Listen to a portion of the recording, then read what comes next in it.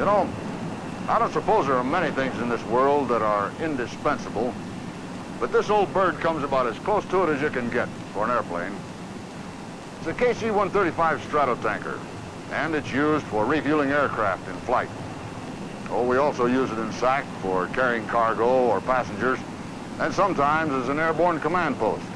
But when I say indispensable, I'm thinking of it mostly as a refueler. I'm Sergeant Novak, and I'm a boom operator on these KC-135 tankers. I work with a pilot, a co-pilot, and a navigator. We're the whole crew, just the four of us. Okay, preparation contact, check please. Roger, preparation for contact, altimeter setting. Set 2992. Set co-pilot 2992. Stabilizer trim. Check.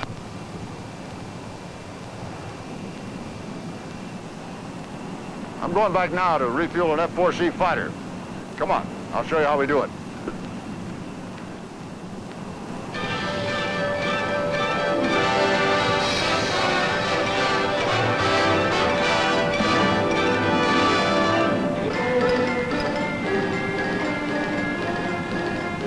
Good air TACAN doesn't apply. Strobe lights doesn't apply. Radio contact.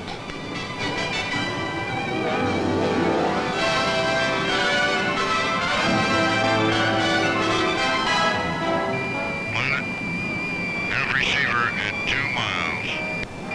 Boom, coming down.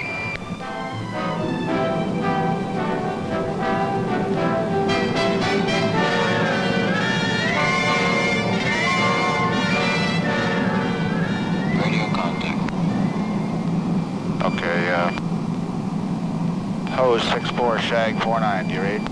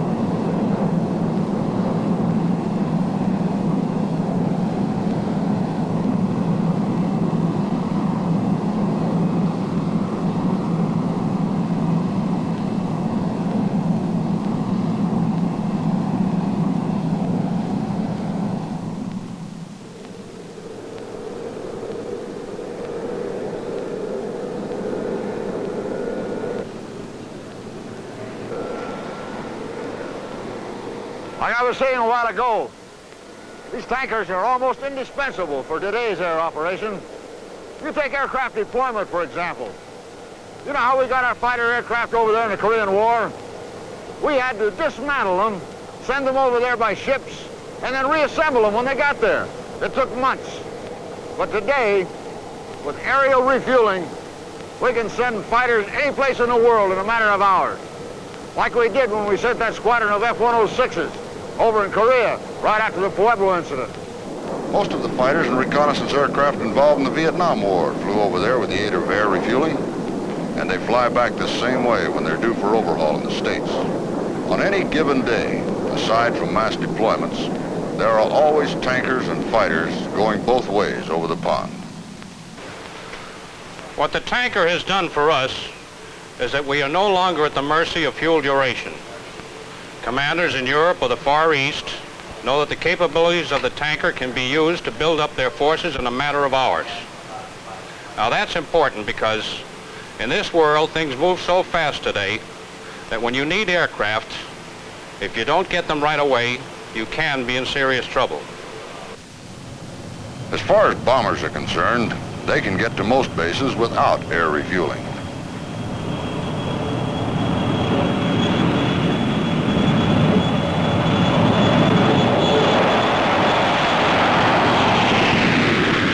However, with refueling, we give them them unlimited range and save precious time. So we are able to send B-52s non-stop and quickly to Guam from the U.S. on a regular basis. Many of the B-52s that go on bombing raids in Vietnam operate out of Guam. It's a long haul from Guam to Vietnam and back, and there's no way to complete the mission without air refueling.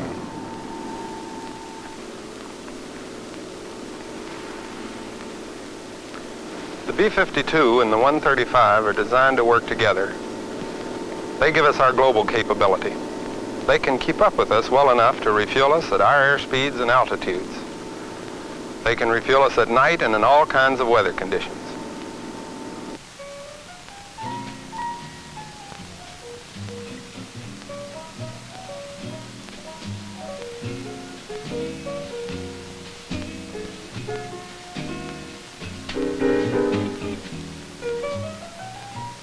There's a saying in the Air Force that flying is 90% boredom and 10% sheer unadulterated terror.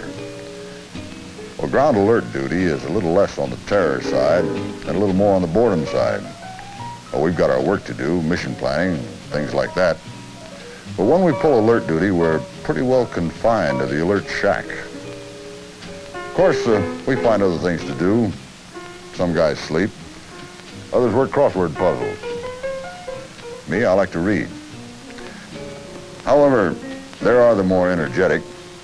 We have one boomer around here that has so much energy he does all the gardening around the building while he's waiting for the klaxon horn to sound.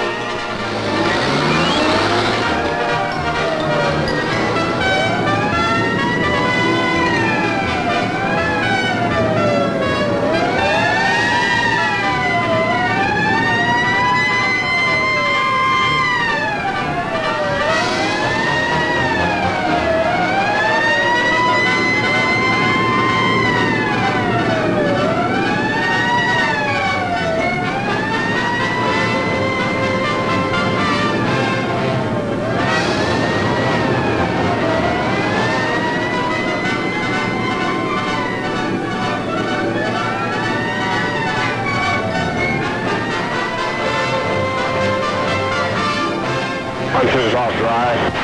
Roger, 1-2, off track.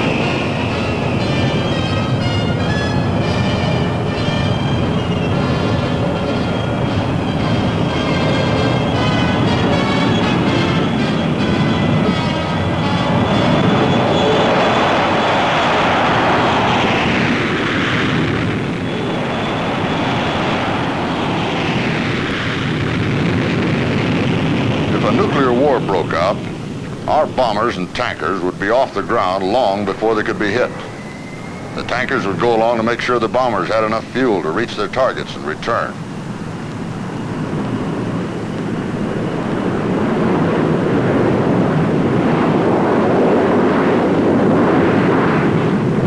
But the point is, the bombers couldn't make it to their long-range targets and back without air refueling. The same thing applies to fighters that bomb Vietnam targets from bases in Thailand. These birds are so loaded down with bombs, they use a lot of fuel just getting off the ground. So after they're airborne, about 15 minutes out, we top them off with 5,000 or 6,000 pounds of fuel. It makes you feel pretty important to see them come up. You give them fuel, you see them go away, and you know you're a part of it. It makes you feel even better when one of them comes at you after a strike, and he's got holes in him, and he's dripping fuel, and you're trying to keep him alive and get him back to his base. After it's over, you know you've saved an airplane, and you've saved a pilot. And when you get home, sometimes you can't buy your own drink at the club. I remember once when I was going in for refueling, the probe on a 104 is very close to the side of the fuselage, just a few inches out, and as I got close, I made a rough contact, and it bent the probe in toward the fuselage. And while I was sitting there wondering if I was going to have to bail out or just what, the boomer was able to make contact and bend the probe back out far enough so that we could make a refueling. I'll tell you, the old boomer really earned his money that day. I was coming back from a strike mission over the north in a pretty heavily damaged 105 one day. I had fuel siphoning problems and control problems and every other problem imaginable, a situation of that kind. And I managed to rendezvous with the tanker okay, but we were right in the middle of some thunderstorms and we couldn't refuel. And I was running out of ideas quickly. The tanker guys said we had to do an immediate emergency descent, which we did, and I hung right there with them. And I was getting pretty nervous about this time, as you can imagine. And we got down below and leveled out, and those tanker guys took control and got me calmed down and got me hooked up. We had to slow way down because of my control problems. He slowed that big bird down, and I finally got my gas. Had about 600 pounds left when I finally hooked up. And then he stayed with me all the way back to home plate. And I was really glad he did, because with the fuel siphoning problems I had to make about 5 or 6 hookups in order to make it all the way back. And they really did a fine job for me.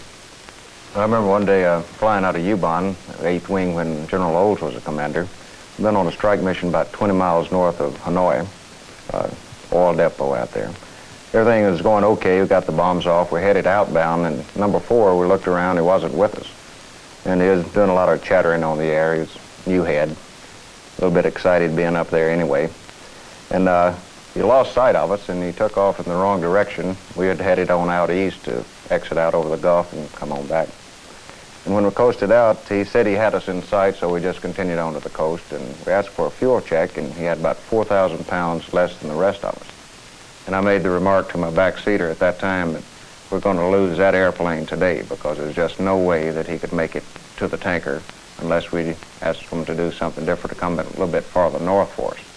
So we got on the radio and started calling, telling them what was going on. And number 4 by this time was getting a little excited. In fact, the pucker string was getting a little bit tighter. And not knowing just where the tanker rendezvous point was, he said he did have a carrier in sight. So the tanker pilot, knowing where all the carriers were based out in the Gulf there, said just stay over the carrier that he had come up and meet him. Now this was a little bit farther north than they normally come up for post-strike refueling. So the guy was just orbiting the carrier. He was getting down to about 1,500 pounds, hurting for fuel now. And the tanker said, I have you in sight, gave him a vector right to the tanker, and he plugged up and had about 1.5 minutes fuel remaining. And if the tanker hadn't come in a lot farther north and known what was going on in the situation there, we would have lost an airplane that day. And that night, number 4 bought that tanker pilot many drinks. He did a great job for him. There have been many, many saves.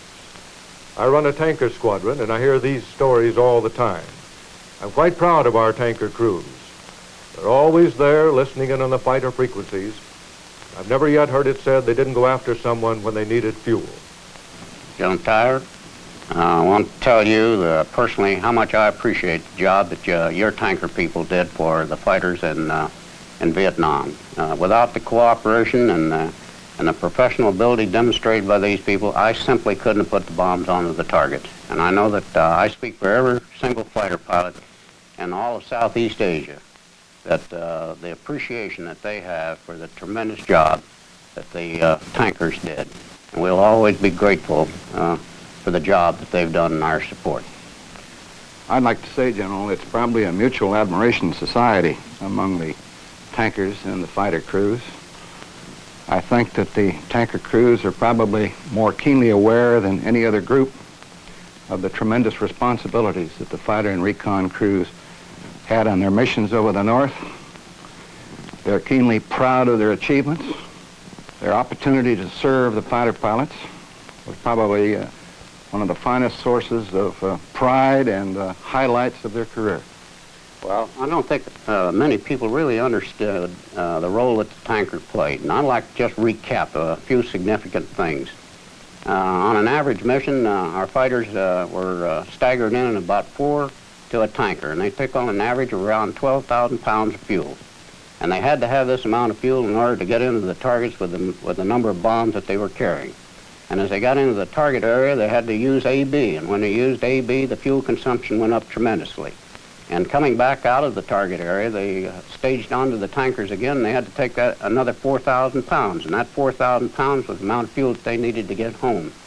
And without this capability of the tankers, we wouldn't have been able to get into these target systems under the heavy defensive environments that we had to and do the job. And for example, when we were going after the Paul Demure Bridge, probably the toughest target that we ever had, fuel was going to be critical. The timing had to be exact. And the professional manner in which the tankers were able to take these people on and stage them off of the tanker and into the target area and recover and take on these added fuel in order to get home, I think was the highest professional standards that's ever been demonstrated between any components within our force. And this relationship of the tanker and the fighter team, in my judgment, have constituted a new domain for tactical operations in the future. As a matter of fact, prior to my departure from Vietnam, I was beginning to use tankers to refuel F-100s to do close air support. And that's a new tactic to come out of this war.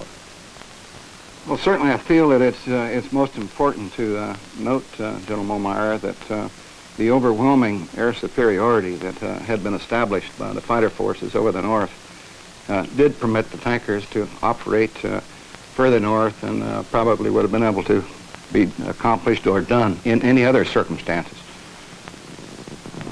Not too many people think of tanker duty as being hazardous, and we don't think much about it ourselves. But I know a boomer that was in a tanker crew that got the Distinguished Flying Cross and the McKay Trophy, and you don't get awards like that just for laying on your belly and pumping gas. Everyone knows what the Distinguished Flying Cross is, but the McKay Trophy is given for the single most outstanding feat of airmanship for the year. This historic refueling feat, along with the professional competence of this crew, ultimately resulted in saving 6 Navy aircraft and their crews. Their outstanding aerial skill, devotion to duty, and humanitarian interest in their fellow servicemen reflect the highest credit for themselves and the United States Air Force.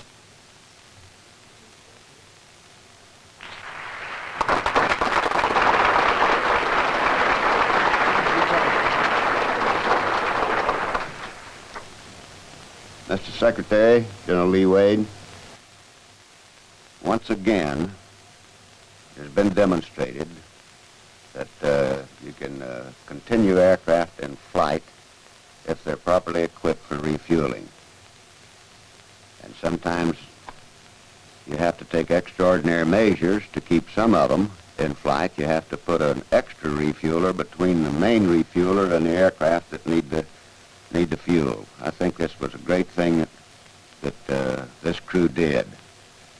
And it's a well-deserved honor, and I'm delighted to have the opportunity to present these certificates, and also at this time to present the crew with the McKay Trophy, which of course is too big for you to carry around, so we keep it here and put your names on it. Thank you very much, and thank all of you for attending. Hey, since we have multiple refuelings, how about if between elements I stow the boon and come forward for a cup of coffee, huh? Okay, fine. Good. We'll anticipate. All right.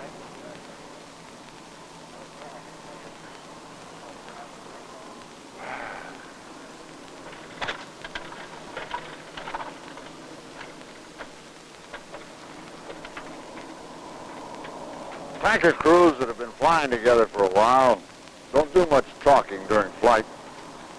In fact, if somebody else was looking on, they'd probably think, what's the matter, these guys mad at each other or something? Well, it isn't that, of course. It's just that they've worked together so long that each man seems to know what the other wants, even before he asks for it. Like on one mission, I noticed the navigator was getting a little grouchy. So I gave him a cup of water, and he settled right down. He was thirsty, but he was so busy that he didn't even realize it. That's what I like about tanker duty. You're part of a team. A team the Air Force thinks is indispensable to modern air power. Any way you look at it, I'm glad to be a part of it.